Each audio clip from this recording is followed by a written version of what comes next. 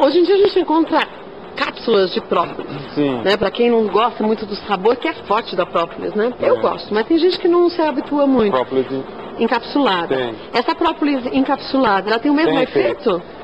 Olha, eu diria que o mesmo não, mas ela também tem um efeito positivo. Se você não consegue consumir de forma alguma, é melhor consumir Melhor do que cápsula nada. do que nada, exatamente. Se a gente falasse em uma medicina preventiva, você acha que se a gente consumisse o mel e seus derivados... Ou, de tempos em tempos, um pouco de pólen. Então, tomo lá 1 mês, 2 de pólen.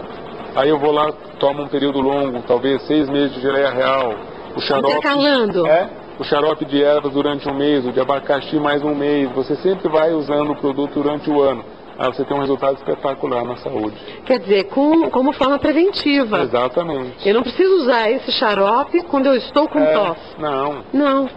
Especialmente as crianças, né? As crianças, muitas vezes, elas não se alimentam direito, né? Não se abrigam, então saem com uma camisetinha num frio enorme. E correm tanto que suam o tempo inteiro, tomam vento. Daqui a pouco tá molhado, enfim, como um preventivo, o xarope é espetacular. Tem muita gente que diz que quando consome determinado tipo de mel, percebe que o organismo não aceita bem. Isso não é verdade? É verdade. Como eu te falei, tem pessoas que sentem acidez com mel de laranjeira, como solta muito o intestino de uma pessoa. Então o importante é que a gente preste atenção que tipo de mel você usa e qual o resultado, o sintoma que você tem. Exatamente. Sempre observando o que acontece com o seu organismo, sempre começando com uma dose, uma quantidade pequenininha. É certo dar mel para bebezinhos, quer dizer, quando começa, já que você não sabe se aquele corpinho ainda Então, tem... Tem terapeutas que têm tido resultado positivo, outros não tão positivo. Existem alguma literatura com contraindicações. É melhor consultar o pediatra. Se ele autorizar, ótimo, se não, aguarde. Mas sempre, mesmo que o pediatra aconselhe a usar, que dê pouquinho para ver se não tem nenhuma reação alérgica, né? Porque também tem determinados produtos das abelhas que para algum organismo pode ter uma reação alérgica.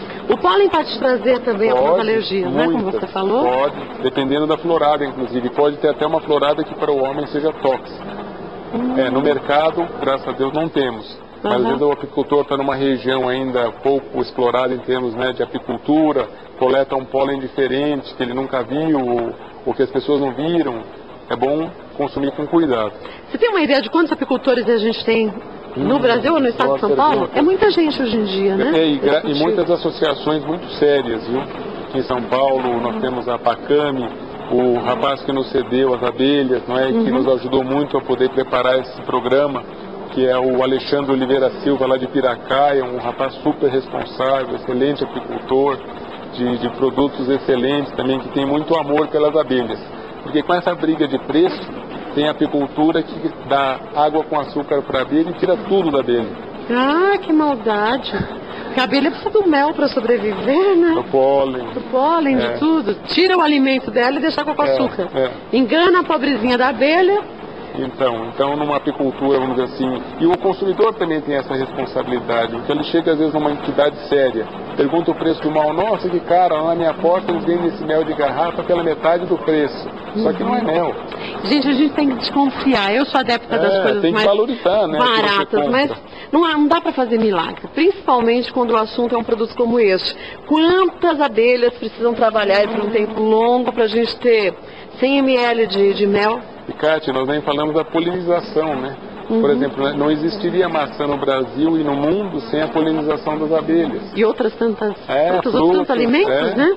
Lá na região nossa ali de Joanópolis, eles põem na florada da couve-flor para retirar semente, enfim. Então a importância da abelha é enorme. Desde que o mundo é mundo, existe a abelha trazendo benefício ao homem. A gente tem que respeitar, cada um tem que ter o seu lugar e respeitar o espaço do outro, né? Claro, e amá-las, né? Agradecer o que elas fazem por nós. Hoje em dia a gente tem visto, infelizmente, ainda um grande número de queimadas, né? E agora já passou a fase da queimada, mas há um mês e tanto atrás eu pegava castelo branco vindo de São Roque e era um terror. E muitas vezes o agricultor não tem ideia do que ele está fazendo com o ecossistema, né, com uma queimada. Algo que é para ele muito bom, porque agiliza o trabalho dele, destrói o solo, acaba com absolutamente tudo que tem ali, né? É verdade. Acho que na verdade o Estado, seja de São Paulo ou qualquer outro estado do Brasil, devia ter cursos que orientassem os agricultores da forma correta de manejo, né? Eles estão incentivando muito a agricultura orgânica agora no estado de São Paulo e orientando os agricultores. Inclusive, eu não tenho certeza no estado de São Paulo, mas eu acredito que sim, pelo menos eu morei em Mato Grosso do Sul, para você fazer uma queimada, você tinha que comunicar ao governo. Hoje eu vinha vindo, era 7 da manhã, era bem mais cedo. Eu estava saindo de casa, estava ouvindo uma rádio aqui em São Paulo, que eles estavam dizendo que numa região de São Paulo, eles estavam proibindo alguns agricultores estão fazendo agricultura de eucalipto, porque o eucalipto tem um agrotóxico que vai ali nele para proteger, enfim, da invasão de alguns insetos, e com a chuva esse agrotóxico estava pegando os rios e contaminando toda uma região. Sim, é verdade. Quer dizer, é um manejo irresponsável de alguma prática agrícola, né? Concordo com você. A Nânia de Bragança Paulista pergunta qual o prazo de validade do mel colhido na hora. Como você disse. Se o mel ele tá que nem aqui, ó. Isso é importante avisar, Kátia, ó. Aqui ele tá fechadinho, ó, selado. Tá operculado totalmente, né? Então se ele é um mel maduro, tem pouca quantidade de água, não tem mais que 18% de água nele. Esse é prazo colhido de forma, vamos dizer assim, higiênica, envasado de forma hoje correta. O Ministério da Agricultura exige toda uma legislação e um trabalho, maneira de proceder perfeita. Ele tem prazo indeterminado, embora você seja obrigado a dizer que vale 2 anos. Tá, mas é indeterminado, de acordo com o manejo correto. Se não tivesse assim, selado. Não tivesse selado, tivesse ainda com muita água, aí ele poderia azedar rapidamente, poderia fermentar. Desculpe a ignorância, mas como que fica selado assim? É um manejo? Quer dizer, esse aqui é um mel que ficou um tempo maior na colmeia e conseguiu ainda o tempo das abelhas selarem os alvéolos? Primeiro elas desidratam o mel batendo as asas, né? Então elas fazem uma ventilação interna. Elas têm uma sabedoria impressionante. Não sabia disso, não? Elas acabam selando, secando. Só uma coisa interessante. Elas conseguem reunir, Kátia, vários sistemas políticos idealizados pelo homem ao mesmo tempo. Então é uma ditadura, porque a rainha é soberana e ela manda em toda a colmeia. Mas todo mundo ali aceita.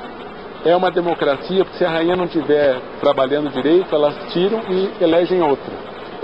É um socialismo, porque tudo que é produzido é para o bem comum. Não tem fome, não tem alguém sem nada. Não tem um com mais e outro com menos, tudo sem igualdade. Não é impressionante? É interessante. E é também uma anarquia, porque você não precisa fiscalização, não tem fiscal. Todos sabem o que tem que fazer e o fazem. E funciona em equilíbrio. Em harmonia. Olha que beleza. É impressionante. Muito legal. Então elas têm essa capacidade de desidratar, né, e de deixar o mel no ponto certo de armazenagem. Então elas selou, está em excelente qualidade e na umidade certa para você poder armazenar. Que abelha é essa? É uma abelha africanizada. Africanizada. No Brasil você tinha, né, originalmente as europeias, que vieram com os colonos italianos, da Alemanha. Depois um professor de Ribeirão Preto foi fazer um estudo, trouxe algumas rainhas africanas. E a história meio confusa, mas o fato é que elas fugiram ou soltaram. E aí elas começaram a se misturar. Como os apicultores daquela época estavam acostumados com as suas caixas do lado de casa, elas começaram a ficar agressivas, mataram pessoas, criações, né, porcos, cavalo. E aí houve uma transformação enorme na apicultura brasileira, até que a apicultura se adaptou, criou uma própria tecnologia de trabalho que hoje ensina até outros países que não sabem ainda manejar as africanizadas. E ela é muito mais produtiva. Produz muito mais mel que as demais. E muito mais próprias também. Ah, é? Elas são mais trabalhadoras. Ah, que legal. Bom,